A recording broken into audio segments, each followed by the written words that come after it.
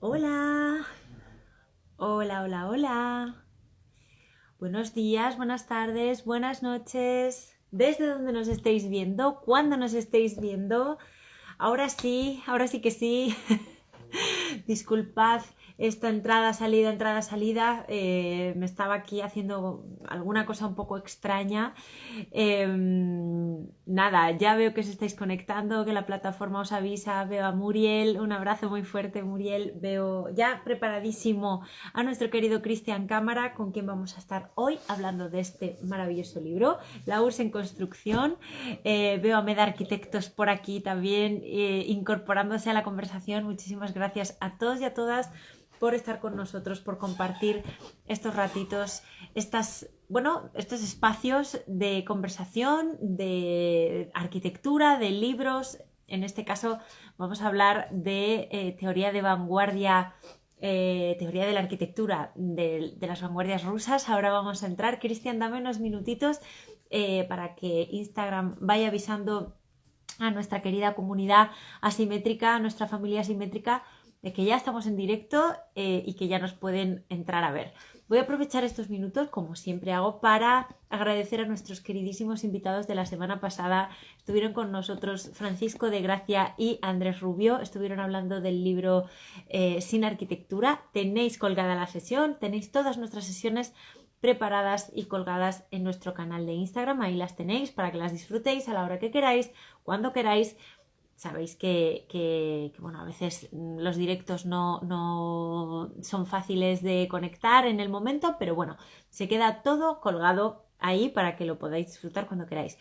Aprovecho para recordaros también que tanto en esta casilla como en el simbolito con la interrogación podéis trasladarnos vuestras preguntas, vuestros comentarios para que se los traslade en este caso a nuestro querido Cristian y nada, para que la conversación pues pueda ser compartida con vosotros y vosotras en directo. Si tenéis cualquier cuestión que queráis compartir, es el momento de hacerlo.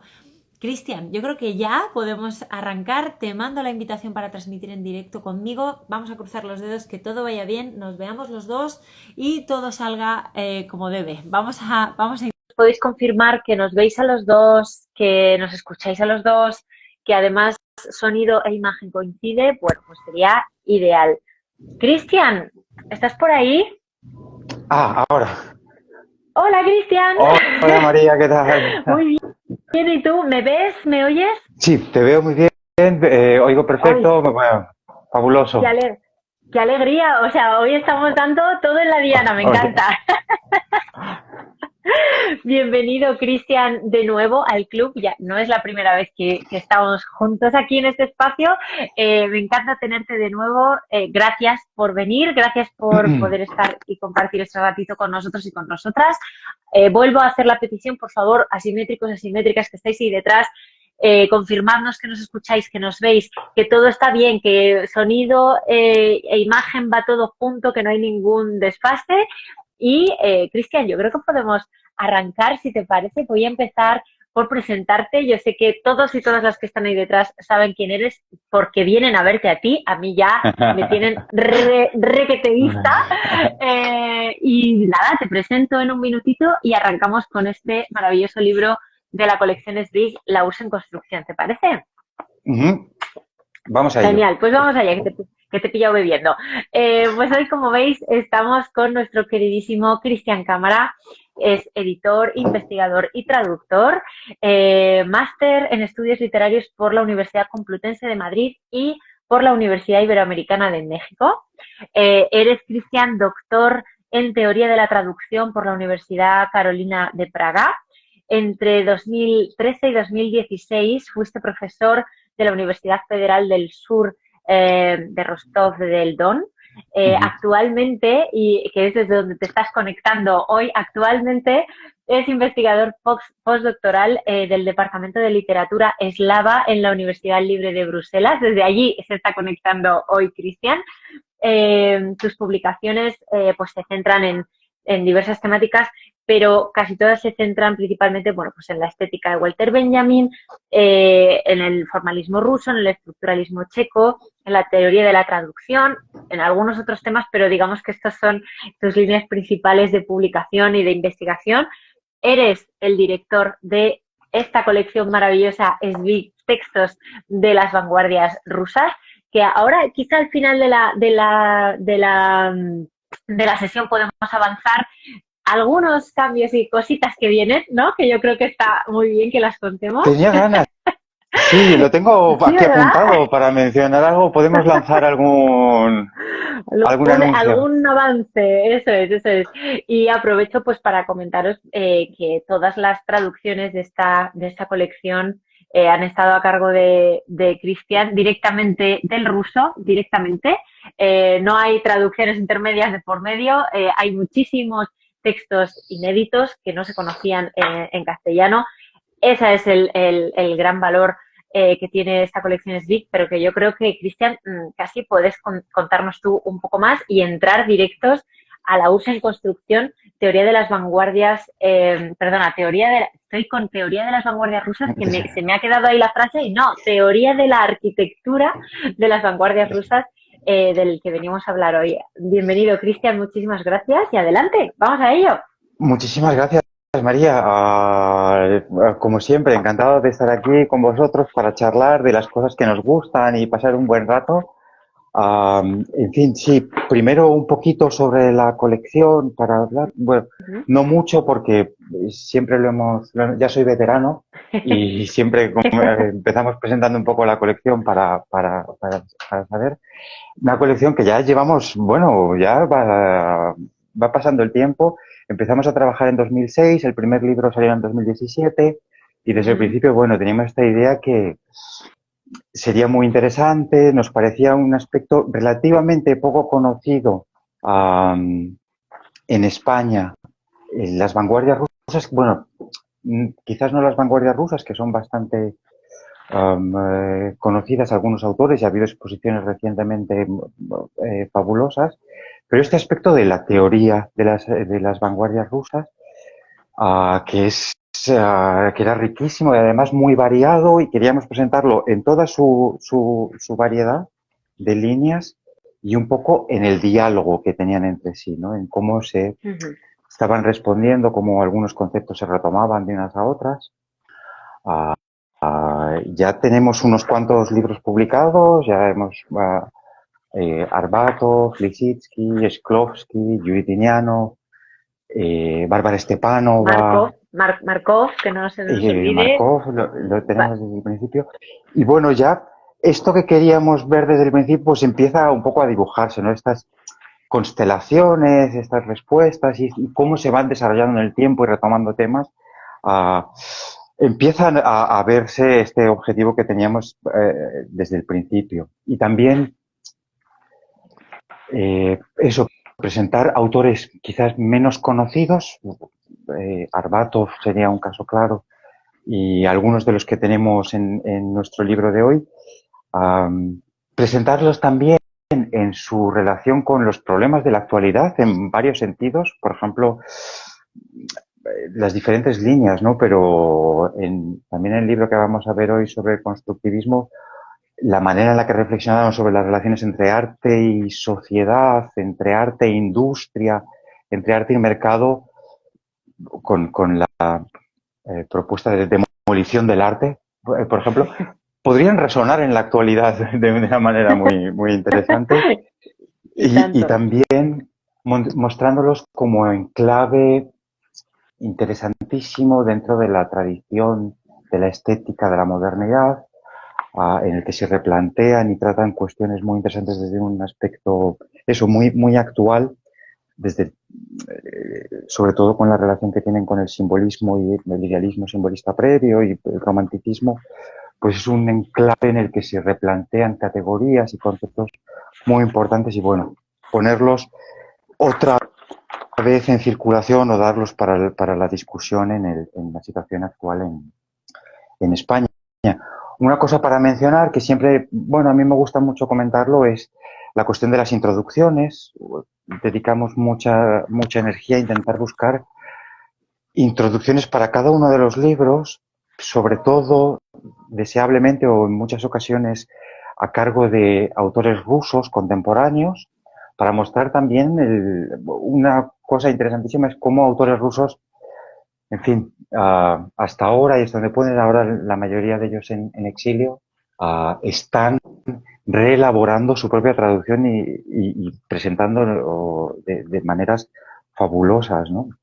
Ujú. Y sobre la colección también me apetecía un poco mencionar lo que tú ya has apuntado antes, que bueno, nos apetece mucho continuar trabajando con las vanguardias rusas y eso, desde luego, tenemos rusos para rato, eso no se terminará, pero estamos dándole vueltas ahora a la posibilidad de ampliar y expandir nuestros horizontes y buscar también ampliar a vanguardias de Europa Central y del Este. Es que sería fabuloso y tenemos ahí una cantidad de cosas para explorar que podemos volvernos locos, demasiado con lo que nos gusta a nosotros. Meternos Y en líos, nos ¿verdad, Cristian? pero sería fabuloso, no sé, República Checa, Rumanía, Hungría, Polonia, autores quizás en el formato de antología o en el formato de autores individuales. Y de hecho, incluso ahora que estamos charlando con nuestros amigos y que están aquí participando, pues peticiones, ¿no? Aceptamos peticiones como los DJs. Si se os ocurre algún autor, pues podríamos mirarlo. Siempre nosotros tenemos ahí un archivo, un repertorio de cosas, pero oye, siempre hay cosas que no sabemos, ¿no? Desde Ah, luego, eso yo ah, creo que siempre se lo decimos a nuestra familia simétrica, que cualquier propuesta que tengan, cualquier idea, nosotros estamos encantados, ¿no? de explorarla, especialmente en esta colección no tan especial, Cristian, que siempre saber los intereses de nuestros lectores y nuestras lectoras, pues es que es fantástico, ¿no? Para poder ofrecerlo. sí, y de hecho, bueno, claro, enlaza con el libro que acabamos de sacar ahora, que por fin ha salido y ya se puede encontrar en librerías, a La URSS en Ujú, construcción, teoría de la arquitectura de las vanguardias rusas, que fue un libro, teníamos muchas ganas, lo teníamos desde hace ya tiempo en mente de, bueno, vamos a sacar esto, y en principio es un libro un poco para pasarlo bien como todos, pero especialmente, ¿no? Y era un libro un poco ujú. un regalo para ti, para Juan, por la paciencia y la tolerancia que me habéis tenido. A veces os he llegado con ideas muy raras y he dicho, bueno, venga, vamos con este autor, que no sabemos quién es, Confiamos en ti. tira para adelante. A veces ha salido mejor, pero este era un libro, bueno, aprovechando que Ediciones Asimétricas tiene esta línea, pues para vosotros, pero sobre todo para la gente asimétrica, para que Ujú. disfruten en esta intersección, ¿no? Que había entre vanguardias rusas y una editorial que se dedica a arquitectura, pues tenía muchísimo sentido. Y, Ujú. y Ya lo empezamos en su momento, ¿no? Cristian, con el Lisitsky, ¿no? Cuando entramos ahí un poco en ese territorio, exacto. pero teníamos muchas ganas de hacer esta reunión de voces, por así decirlo, ¿no? Que ahora vamos a ver, vamos a entrar, ¿no? A cada apartado, a cada tema, vamos a ver también por dónde, qué es lo que nos vas tú, por qué camino nos guías, ¿no? En este libro tan coral, porque es muy coral, y Exacto. ver un poco y escuchar todas esas voces que en su momento decían cosas y también y que me ha gustado mucho que lo apuntaras, cómo se traen ahora a esta realidad, ¿no? A la Ujú. hora, porque lees estos textos y muchos de estos textos y los he repasado ahora antes de la conversación, son, o sea, podrían estar escritos ahora en muchos Sí, sentidos. es verdad. Algunas de las cosas, a veces nos pensamos que es todo nuevo y que es eso, pero realmente ahí encontramos enlaces que podrían afectar mucho la manera en la que se está Ujú, pensando en la actualidad. Es verdad que un libro muy coral, me gusta la formulación, había la posibilidad, muchos de estos autores y sobre todo algunos en especial como seguramente Ginsburg, Moisés Ginsburg, ujú. hubiesen podido ser un libro solo Ginsburg, pero nos apetecía también probar esto de la antología que nos abre otras puertas y otras posibilidades distintas y para movernos. Y la verdad es que ha sido otra cosa, una experiencia muy buena. Trabajar con antología ha estado muy bien y dar más variedad de voces en un único libro. Y, y, exacto. Bueno, el libro tiene 5 partes distintas: la de, Ujú. introducción, Sí, que tenemos las a que Cristina Loder, ¿no? tenemos aquí, claro, que es Haciendo, un bombazo. es fantástica, es Somos maravillosa. los mejores. Quizá ahora podrías quizá leer algún A trocito de esa ver, introducción, ¿no? Que nos pudiera contextualizar. totalmente. Ese nos va a venir. Luego el de declaraciones programáticas y manifiestos, luego ASNOVA, el grupo ASNOVA o funcionalismo, luego OSA o constructivismo y último direcciones del neoclasicismo. La primera parte, la introducción, en efecto, hemos tenido una suerte inmensa. Contamos con uno de los primerísimos nombres internacionales en vanguardia rusa, que es Cristina Loder. Lleva muchísimos años trabajando sobre todo sobre constructivismo, pero sobre otras cuestiones, sobre Malevich. La verdad es que cuando empezábamos a trabajar buscando la bibliografía para trabajar con este libro, uno de los primeros textos que encontramos fue este y nos encantó y nos gustó mucho, sobre todo por el aspecto súper sintético y compendioso que tiene, el resumen muy cerrado que da. Y sin embargo, tirando todas las pistas y líneas de orientación fundamentales, la verdad es que de lo que aparece en la introducción de Cristina Loder, luego todos aparecen en el texto, ¿no? Los fuimos a buscar y los Ujú, encontramos porque era muy innovadora lo que contaba y también se lee muy bien sin tecnicismos y además muy orientativa y plantea como el desarrollo de esta teoría de la arquitectura durante las vanguardias, es decir, que es algo que también hemos encontrado en los libros anteriores, ¿no? mm, El desarrollo de, primero, un momento de exaltación utópica revolucionaria, con miles de ideas, vamos a transformar el mundo, todo lo que se ha hecho hasta ahora no vale nada y vamos a pensar ahora todo absolutamente, pero sobre todo la arquitectura, que es lo que lo va a transformar todo. ujú. Luego un momento de desarrollo y consolidación que correspondería con el momento del constructivismo sobre todo, y luego el último momento de masacre, de destrucción y aniquilación. En muchos casos física, Ujú, fíjate, viendo estos textos, que es, bueno, con el estalinismo y la prohibición prácticamente de cualquier otra estética que no sea el realismo socialista y en arquitectura, este estilo neoclásico, imperial, tarta de boda, ujú, dice Cristina Loder, ujú, diferentes posturas en las que estos arquitectos intentan colocarse de asimilación, de un poco seguir, adaptarse al sistema. Es verdad que algo que me he dado cuenta es que los arquitectos, en comparación con representantes de otras artes, salieron bastante bien parados en el estalinismo. Dentro de todo, ¿no? Para lo que es, porque, ujú. por ejemplo, tenemos bastantes textos de los años 30, se les permitía seguir publicando y más o menos intentar adaptar un poco la teoría. A los otros fueron físicamente eh, Ujú. aniquilados y estos, quizás, no lo sé, estoy un poco pensando en esto, pero quizás porque los arquitectos habían producido cosas reales, habían realmente hecho edificios fabulosos, o por Claro, ejemplo el pabellón de la Unión Soviética de la de, la- Exposición de París, de que fue París. un bombazo Sí. de Mielnikov, que lo Ajá. tenemos, fue un bombazo, ¿no? Y fue un grandísimo éxito propagandístico para la Unión Soviética en el momento. Yo creo que quizá esto, Cristian, tiene que ver, no sé si nuestro querido Andrés Cánovas está por aquí, porque muchas veces se asoma al club.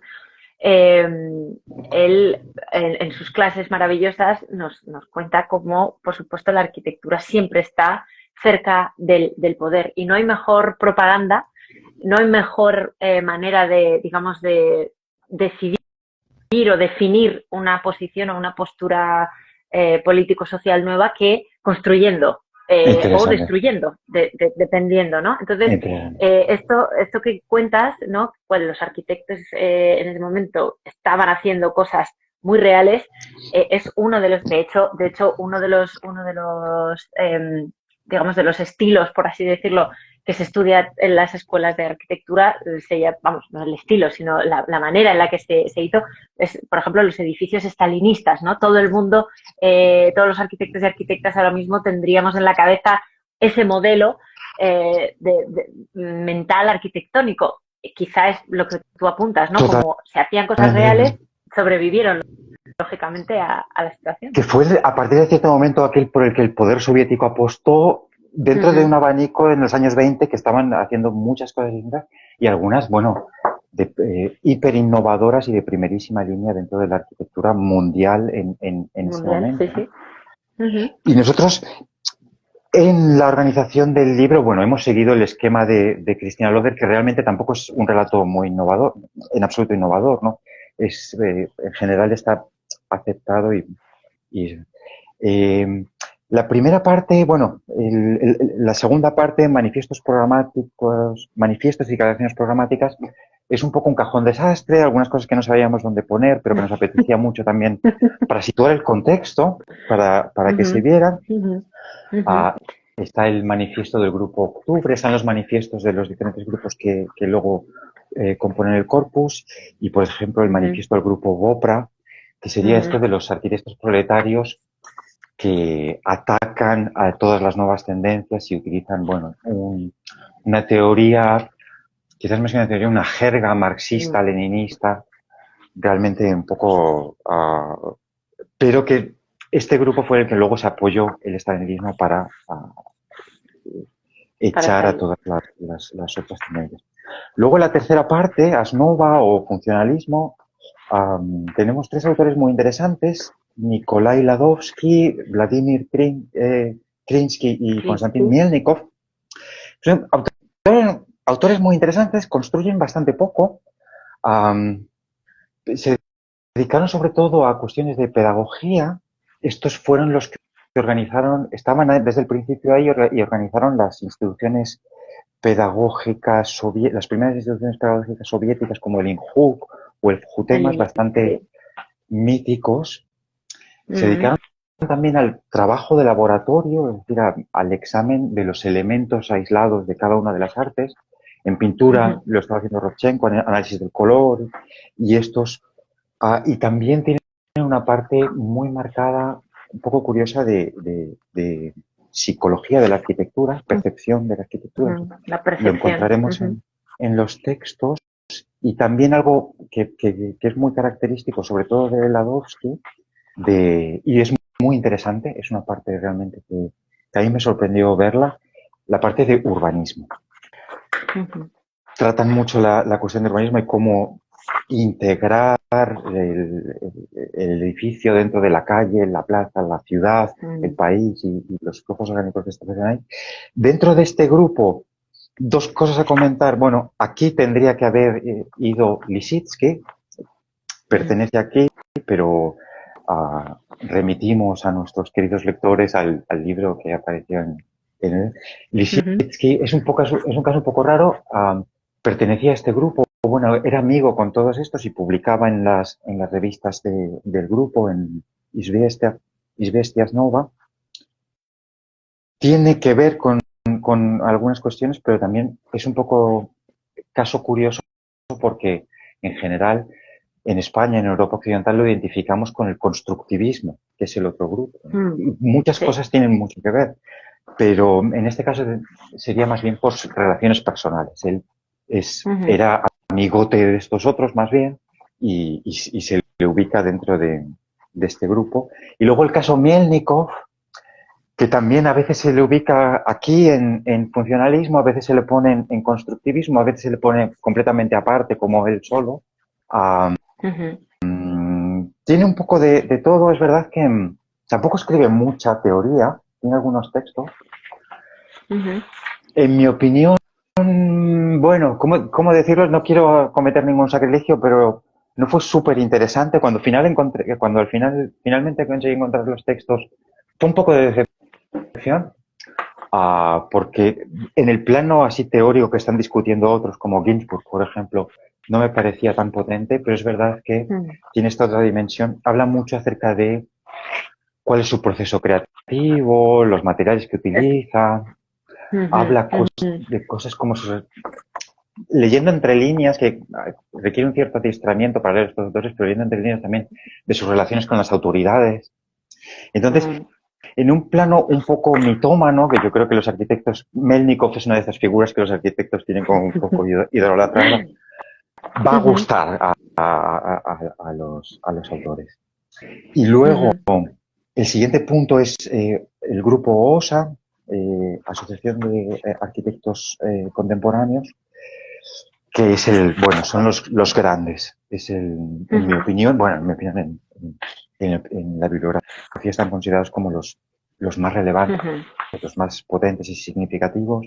ujú. En especial Ginsburg, Alexander Wiesnin, que era el hermano que escribía, digamos, de los tres hermanos, él era el más teórico y el más interesante. Ujú. Y luego tenemos a Leonidov, que es todo un personaje, la verdad es que para mí ha sido un personaje muy curioso. Y a ver si tenemos tiempo de leer algo de él, porque Ujú. Yo creo que, Cristian, ¿no? El dibujo que presenta Cristina en la introducción, por sí, repasar, ¿no? Es como un dibujo muy completo que también nos ha permitido todo ese contexto, esa visión, ¿no? Eso por decir, por un lado, de la introducción.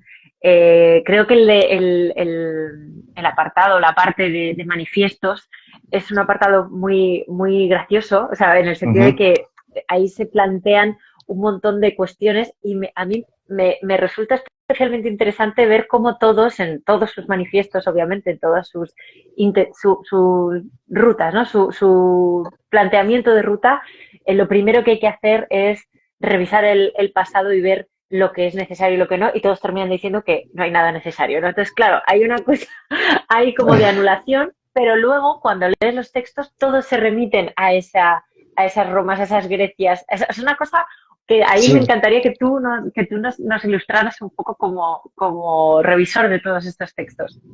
sí, es una cuestión muy interesante y muy obsesiva acerca de la herencia arquitectónica. Incluso aparecen muchos de los títulos de los Mm, textos. ujú, Y los más vanguardistas, los más radicales, dicen que no sirve porque pertenecía a otra época distinta y en esta nueva época hay que construir una nueva vida basada en otras condiciones económicas y productivas ujú, y por tanto todo nuevo y además sobre todo con mucho énfasis en los nuevos materiales. ujú, Es verdad que, y enlazando el último punto, justamente todo esto es direcciones del neoclasicismo y tenemos a dos ujú, autores, Iván Fomin y Ilya Golosov, ujú, que son como muy representativos de esto. Los dos son diferentes. Golosov empieza como vanguardista rechazando todo el pasado y hay que empezar de cero. A partir de los 30 empieza a decir, no, hay que retomar la gran forma del pasado, tenemos que volver a mirar al pasado, que era lo que estaba requiriendo desde el poder político y se estaban, ujú, no sé si adaptando en el caso del otro, de Iván Fomin, atraviesa toda la revolución y todos los años 20, él continúa con sus planteamientos eclecticistas y neoclasicistas y todo, porque ujú, había una demanda también durante ese periodo y se siguen construyendo edificios como el de Jolkovsky, el Banco de Rusia en ese momento, que son columnas dóricas y todo. Este es uno de los campos de batalla ujú, totalmente acerca de el valor y el uso del pasado. ujú. Y como, por mi parte, si te parece, podríamos pasar a la lectura. Claro, estupendo. para la parte de lectura y empezar por el prólogo de Cristina Loder, que yo creo que algunas cosas que hemos mencionado así un poco a lo loco van a ir cayendo en Van a su lugar aparecer, claro. empezamos de Cristina Loder, el primer párrafo y el último. Venga. Entonces empieza la construcción del socialismo. La Revolución de Octubre de 1917 puso a los arquitectos ante el desafío de diseñar edificios que no solo reflejasen la nueva ideología, sino que contribuyesen en la creación de una nueva sociedad comunista. De manera inevitable, los artistas vanguardistas identificaron su rechazo de la tradición y su entusiasmo por todo lo nuevo con el nuevo orden. En abril de 1918, el pintor suprematista Kazimir Malevich escribió, cita, «La vanguardia de la destrucción revolucionaria marcha por todo el ancho mundo y sobre el cuadrado instituido por la revolución deben erigirse los nuevos edificios». Fin de la cita. Unos pocos años más tarde, el teórico Alexei Gan trazaba una argumentación más articulada. En su opinión, los estilos arquitectónicos del pasado habían quedado irremediablemente anticuados, ya que el capitalismo y el individualismo habían cedido su lugar al socialismo y el usuario colectivo. Las mansiones, iglesias y pisos de lujo, que encontraban arraigo en la vida económica, social y cultural del pasado, en las nuevas condiciones resultaban inadecuadas e incluso perjudiciales aliados de la contrarrevolución. Era fundamental desarrollar nuevos tipos de construcción, como viviendas comunitarias y pisos de trabajadores, que contribuyesen a promover el nuevo estilo de vida comunista. Según El Lissitzky, la tarea que tenía ante sí la arquitectura era la de, cita, entender las nuevas condiciones de vida para poder participar activa y conscientemente en la realización plena del nuevo mundo. Fin de la cita. Este es el tipo de tonalidad emocional en el primer momento de total exaltación utópica, destructiva y revolucionaria, y luego saltamos y vamos a ir a la última página, desde el principio, página 20, en el que esta última parte está hablando del Palacio de los Soviets, la competición del Palacio de los Soviets. Los resultados de la competición sellaron el destino de la arquitectura vanguardista y aseguraron que durante las siguientes décadas los edificios soviéticos se concebirían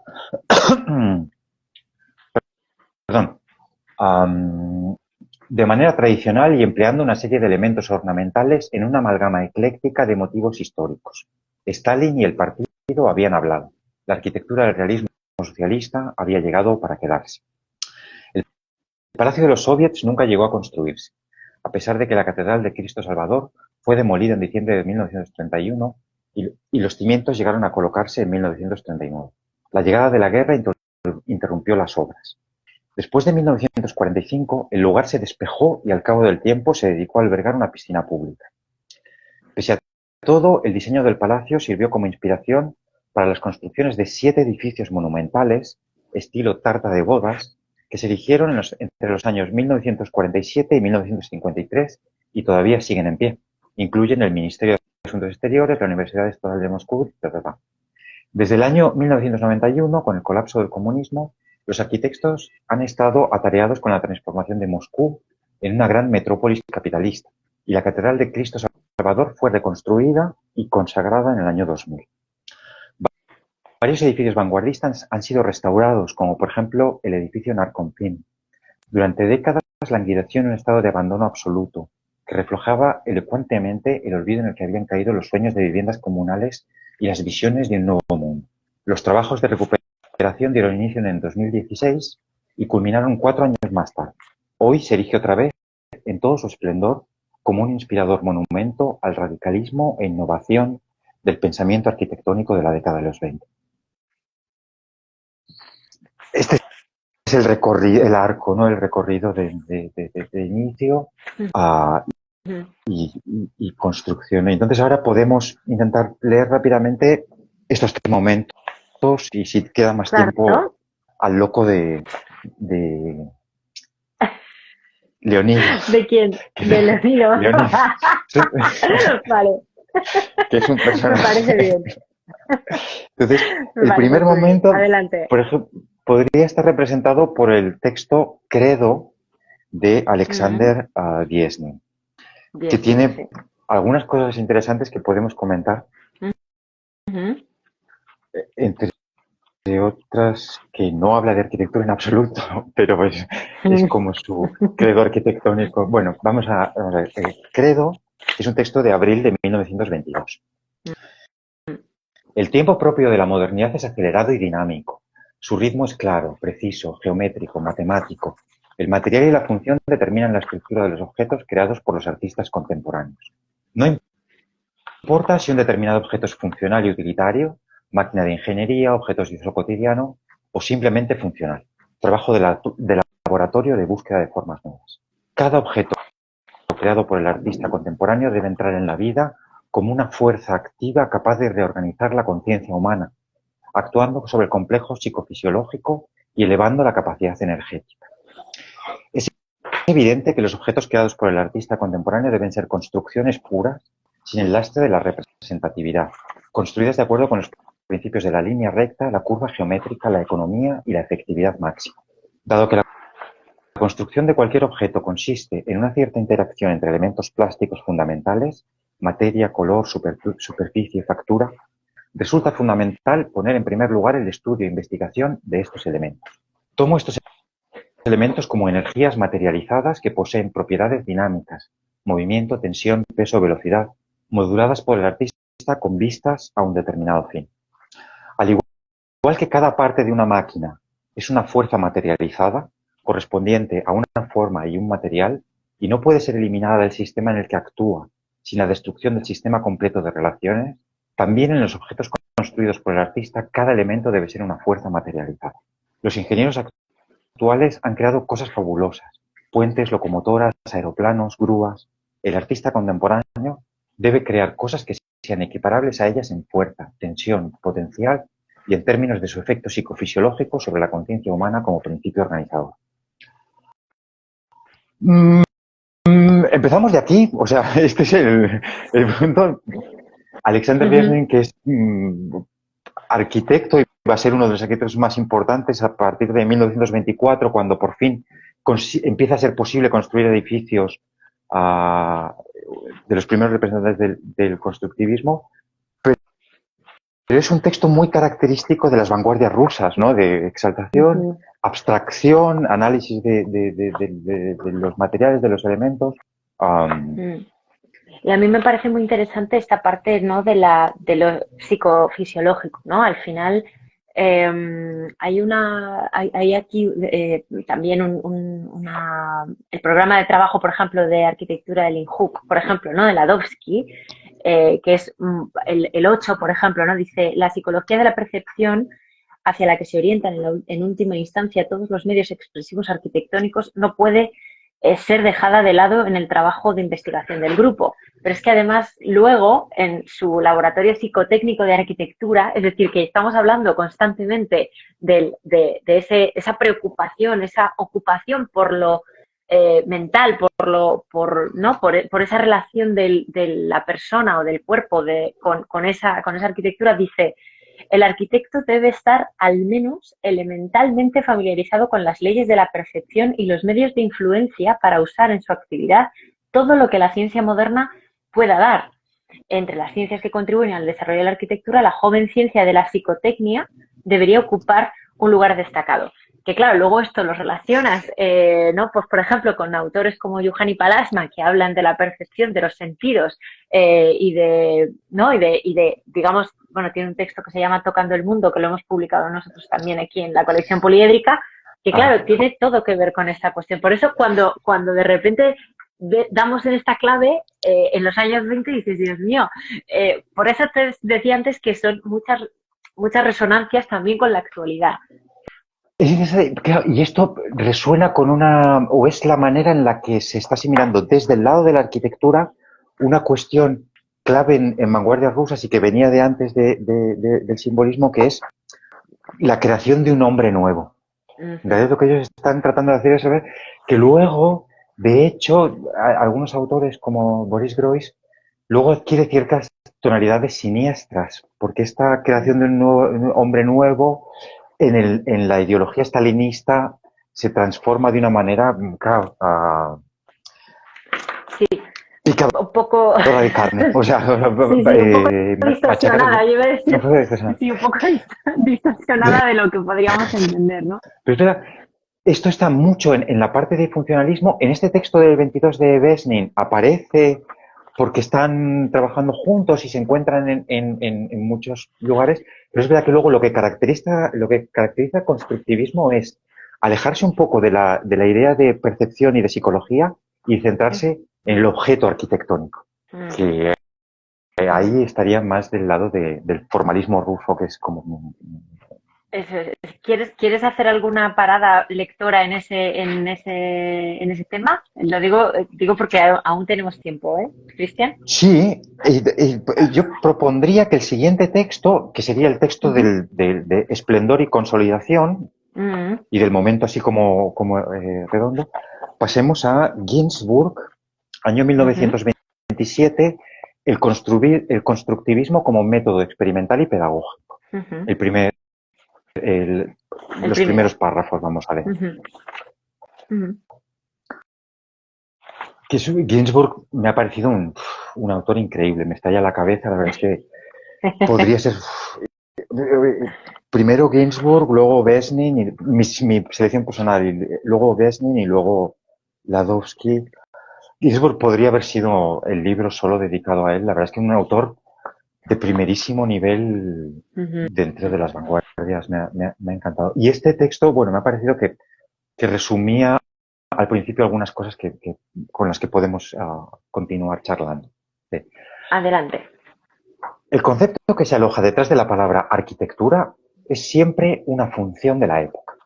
Cada periodo arquitectónico, cada periodo histórico, con sus particularidades culturales y económicas, plantea siempre unas demandas específicas, genera una determinada orientación funcional e introduce un contenido específico en la palabra arquitectura.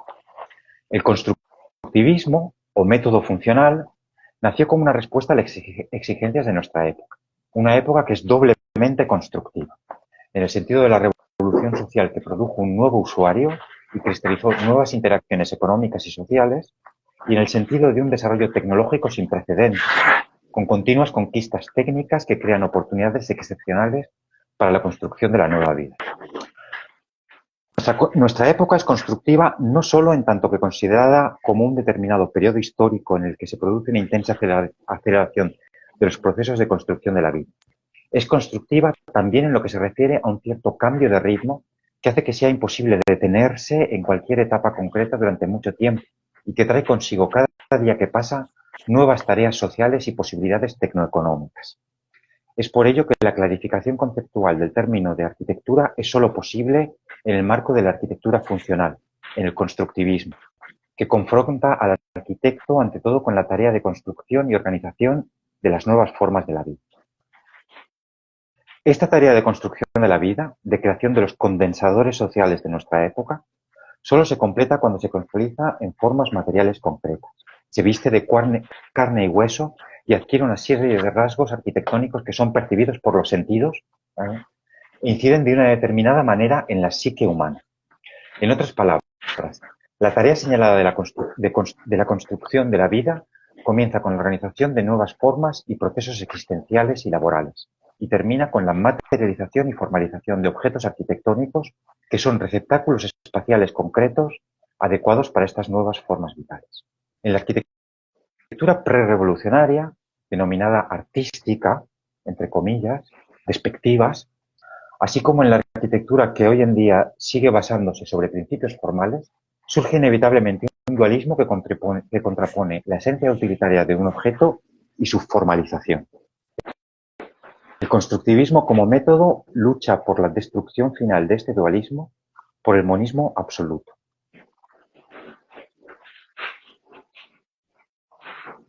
Y hasta ahí. Ahí nos quedamos, hasta ahí. Continúa, pero bueno. Te veía dudar, digo, no sé si va a continuar. Es que estamos ahí como justos y quizás un último texto estaría interesante introducir. Ujú, ujú. Sí, o sea, en este momento, ¿no, Cristian? Que nos comentabas que es el momento en el que se va a consolidar y se va como a establecer un poco esta nueva situación, ¿no? Y yo creo que es muy interesante eh, atender a este constructivismo, ¿no? Y que invada muchas de las, o sea, bueno, o todas, por así decirlo, las facetas que podrían abarcar, ¿no? Los arquitectos, tanto la arquitectura en sí, como la pedagogía, como el urbanismo, como yo creo que aquí, si nos puedes extender un poquito más este concepto, y ahora pasamos al último texto, que yo creo que ya más o menos sé por dónde va a ir, pero cuéntanos un poquito más.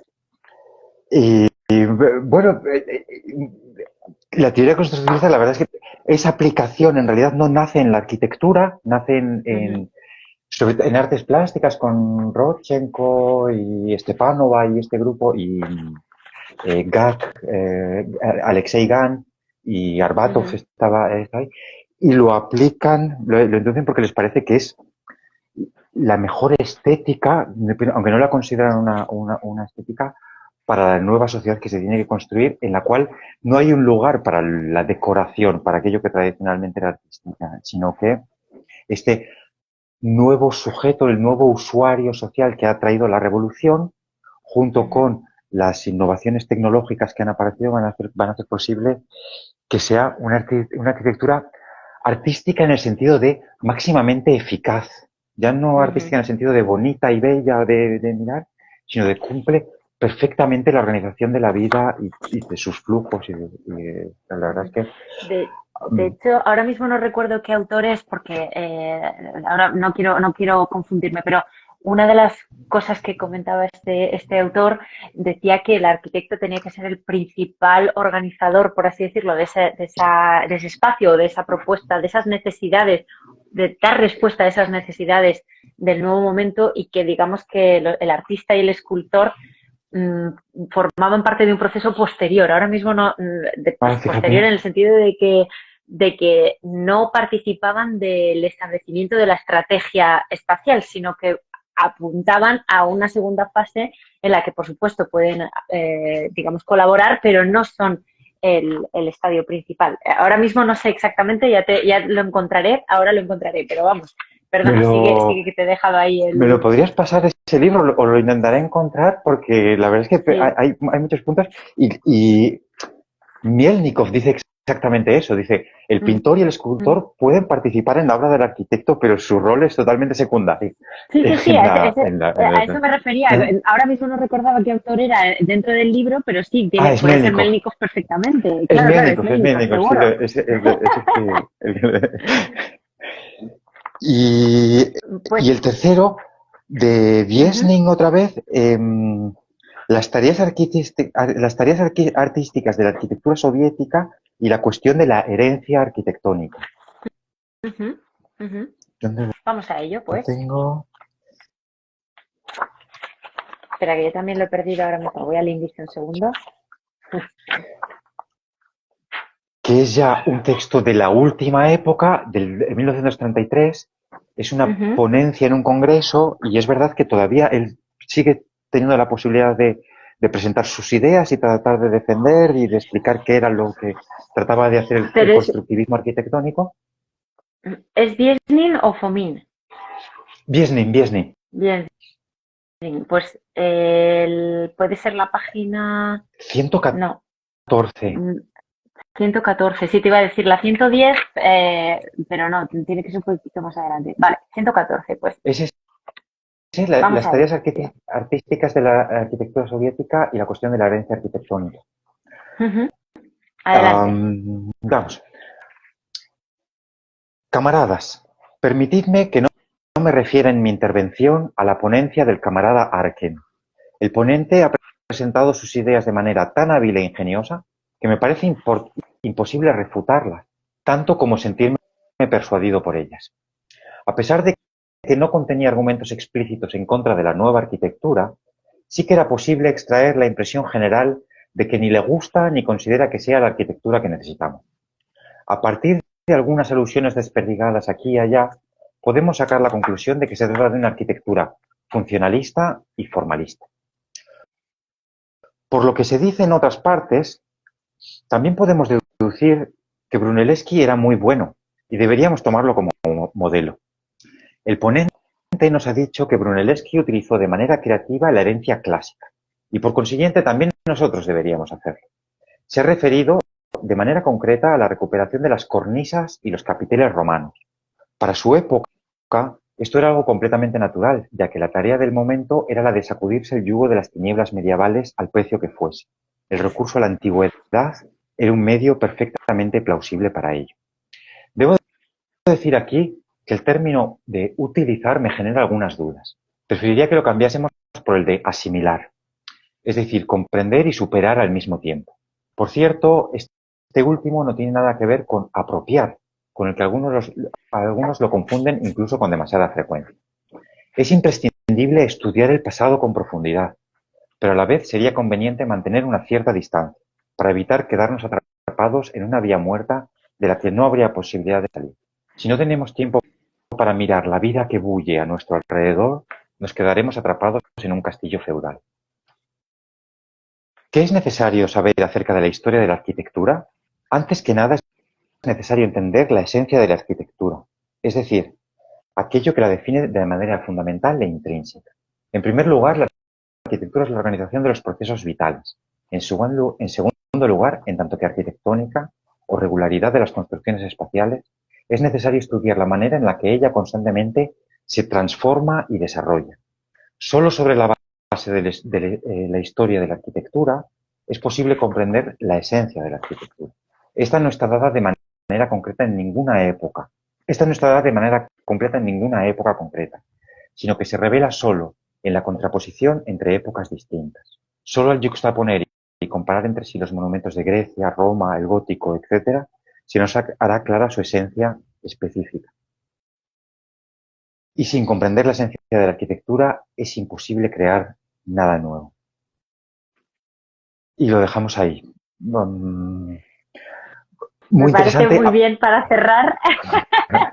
Sí, sí. Aparecía antes sobre esto, la esencia de la arquitectura está en la historia, es decir, está cambiando constantemente. Y ruptura con cualquier tipo de esencialismo, de definición dogmática, en realidad es algo muy interesante para un movimiento tan fanático como el constructivismo.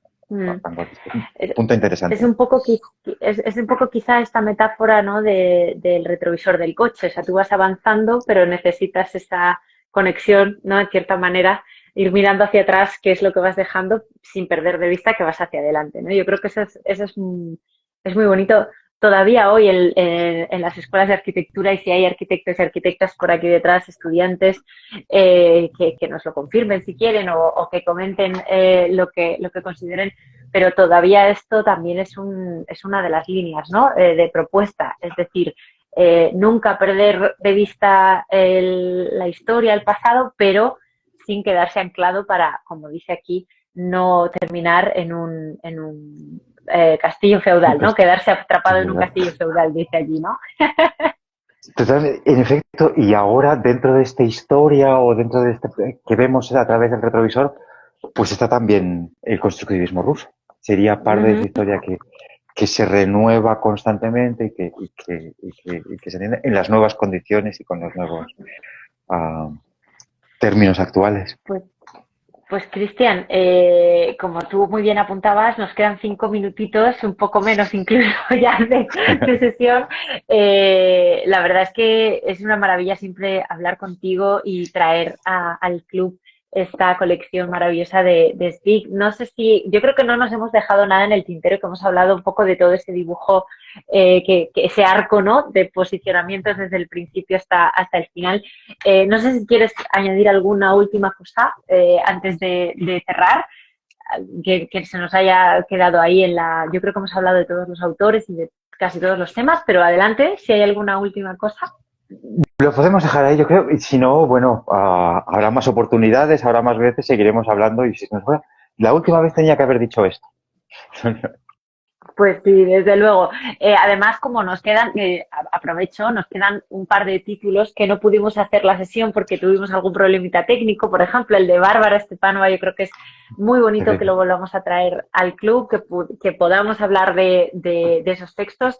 Creo que alguno más se nos queda, pero bueno, lo tenemos que repasar para que no se nos quede ninguno por contar aquí en el club a nuestros asimétricos y a nuestras asimétricas. No puedo más que agradecerte, Cristian, este ratito que nos has regalado. Aprovechamos también, por supuesto, seguro que no nos está viendo, pero por si acaso agradecemos la contribución de Cristina Loder también a este maravilloso libro. Y bueno, nada, vamos a seguir avanzando con la colección. Ya has apuntado un montón de nuevos caminos que vamos a ir explorando. Vamos a cruzar los dedos. Volvemos a insistir en que aceptamos sugerencias, aceptamos peticiones en esta colección, en general en asimétricas, pero en concreto en esta colección, ya os lo ha dicho Cristian, que aceptamos cualquier tipo de comentario o de cuestión que queráis proponer. Cuanto más bizarras mejor y enloquecidas. Cuanto más bizarra mejor, que como decías al principio, Cristian, nos encanta meternos en líos, o sea que cuanto más ranunas, ahí estaremos.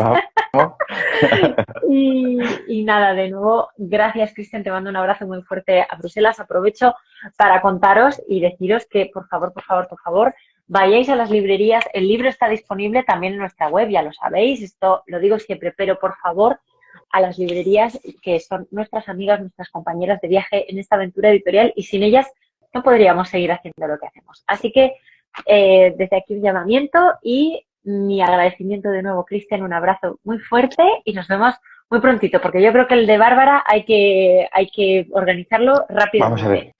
Vamos a ver. Muchísimas gracias, como siempre, muchísimas gracias por todo. Cristian, un abrazo fuerte. Chao. Chao, chao.